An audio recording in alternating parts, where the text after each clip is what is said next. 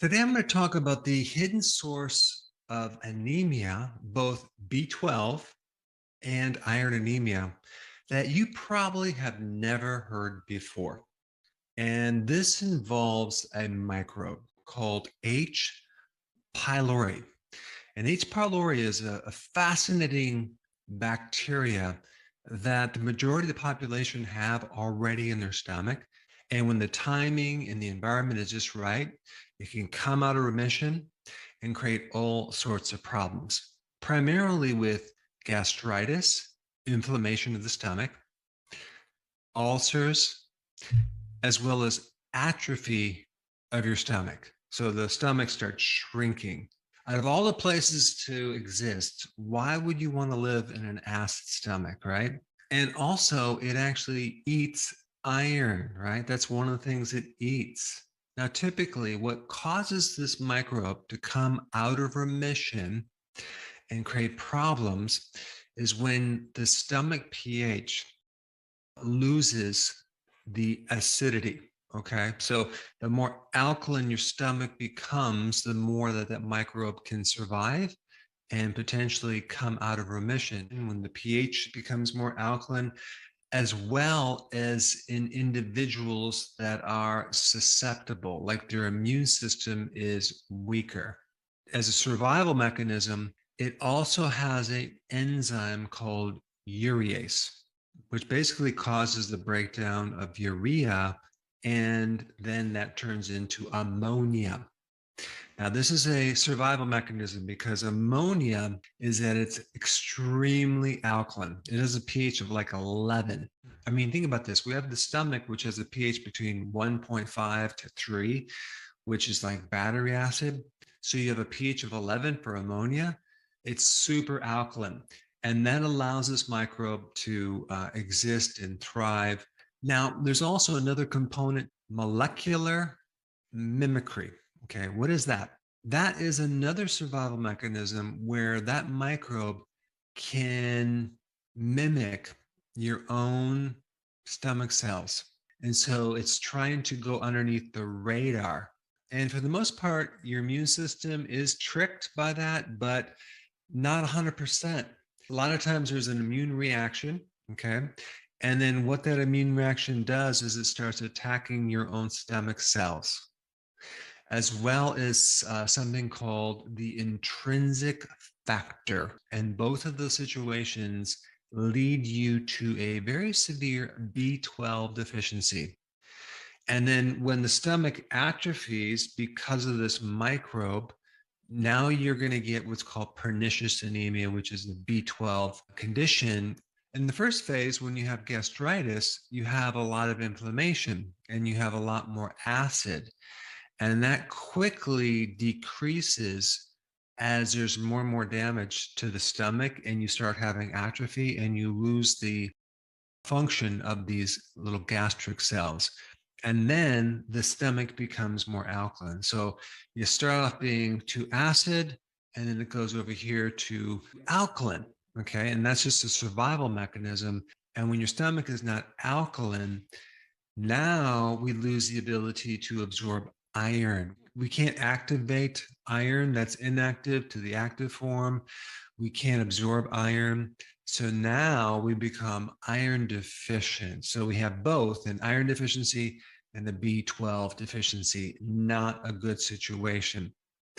So here you are taking all this iron, taking all this B12 and wondering why it's not working. You're trying to fix this thing, but there's something else going on completely underneath it. And of course, once you're diagnosed with H. pylori, the treatment is at least 2 months of antibiotics, okay? Usually multiple antibiotics. And the real unfortunate problem with that is that a lot of people end up with antibiotic resistance to this H. pylori microbe. So now the antibiotics won't work anymore, okay? Because the microbes quickly counter that mechanism. So here you are, 2 months of therapy, right? You have all these side effects of the condition, as well as all the side effects from the antibiotic in your gut and other places. This is why the treatment for H. pylori with antibiotics is it's not very successful long term, because they're not looking down the road of what's really happening. They're thinking that this microbe is the problem, and so they just need to wipe it out and then the problem solved. When in fact, it's just the tip of the iceberg. There's a lot more to do with the pH of your stomach, the strength of your immune system, which now you just weaken because of the antibiotics. Now we still have gastritis, we might have ulcers, and we have atrophy of the stomach. We also now can't protect ourselves against microbes that are coming in from our food. So now we have an increased tendency to get infections to the body, viruses, bacteria, fungal, you name it. We also can't absorb minerals too well. We also can't break down protein too well. So you can see this problem goes from bad to worse. What can we do about this? I would recommend taking something that is more of a natural antibiotic that is not as potent. You have to take it longer, but there's minimal side effects. Okay. And one of the best things they've researched on this is sulforaphane, which is interesting because it's not really a plant, it's a chemical in a plant. It's in broccoli sprouts, sauerkraut, it's in the cruciferous vegetables. So sulforaphane is a compound, is a potent antimicrobial. And the extra cool thing about this is this: it can work against antibiotic resistant microorganisms and infections. Okay, so if you have this antibiotic resistant microbe, well, sulforaphane can actually still work on that, whereas a antibiotic won't work on that. So we're taking a natural remedy, not as potent, but we're taking longer to make sure that we do this without the side effects. So that's step one. You may also want to add another natural antibiotic called wormwood.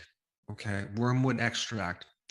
And you don't have to take much. You just take a small amount over a long period of time. And I'm talking about 3 to 4 months. Now, you can get your sulforaphane from a supplement, or I would recommend, better yet, get it from microgreens or sprouts, broccoli sprouts or broccoli microgreens, right? And have a little bit of that every day in your salad. That's what I would recommend. The next thing I'm going to recommend as a solution is zinc.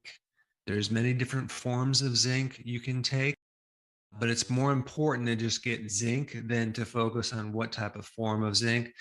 But zinc can be very effective against ulcers, gastritis, as well as healing the stomach and helping you build up your hydrochloric acid. And so once the gastritis is settled down and the ulcer is healed, then we want to add betaine hydrochloride or apple cider vinegar to your stomach, but not until the ulcer is gone and the inflammation is gone.